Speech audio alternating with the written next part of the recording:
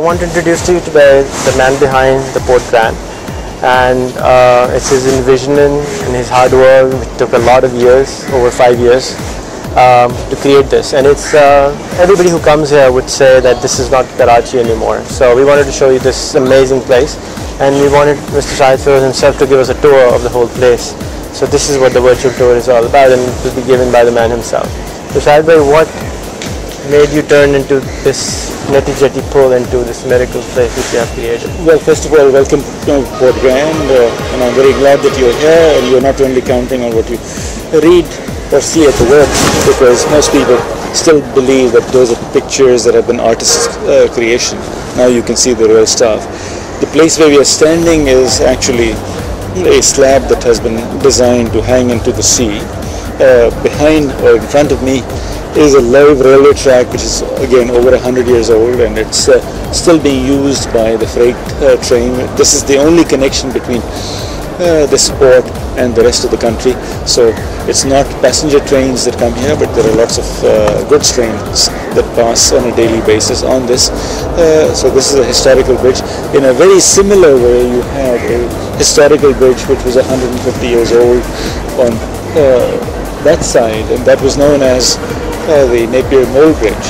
The idea at Port Grand was to do a lot of interventions, including to give people a direction in terms of how some of the municipal regeneration and urban regeneration needs to take place, and how the city does need lots of squares and piazzas where people can enjoy and interact with other humans in a very appropriate manner. What you see in front is our famous Port House. These are beautiful stores with some great collection of items that are on sale.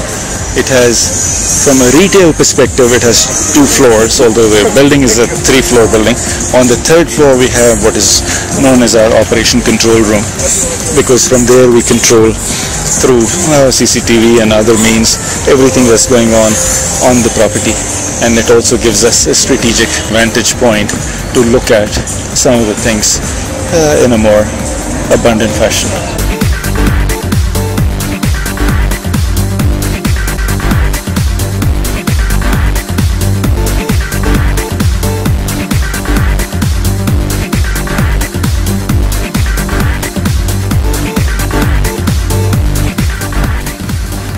This on my left is what we call the temple point now.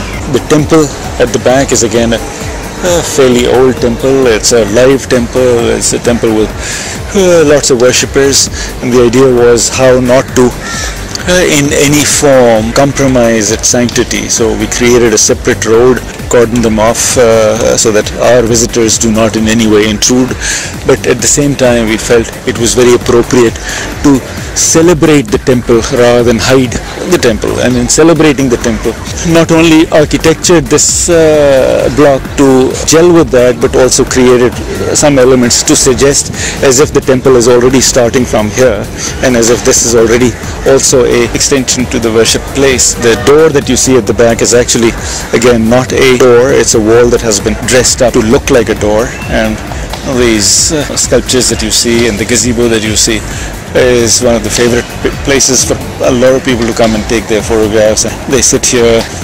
meditate. I've also seen some beautiful and very touching photographs.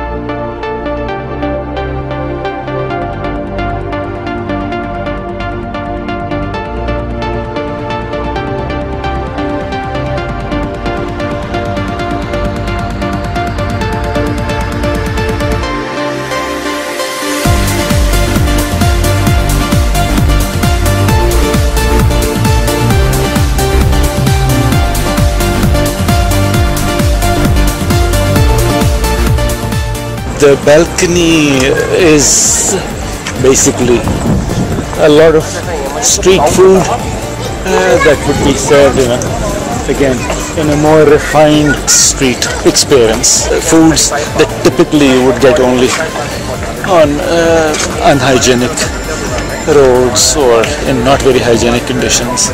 We needed a lot of food here and not all the restaurants were ready. We worked out with Mr. Berger that while their restaurant is getting ready, they would bring a trailer mounted restaurant, and that's what they've done, and luckily they've been of great help because they're able to sell a lot of burgers from this toy that you see here, and people love the experience that it's coming out of a truck, and yet probably what they already sell from here is more than what they sell from most of their restaurants in town.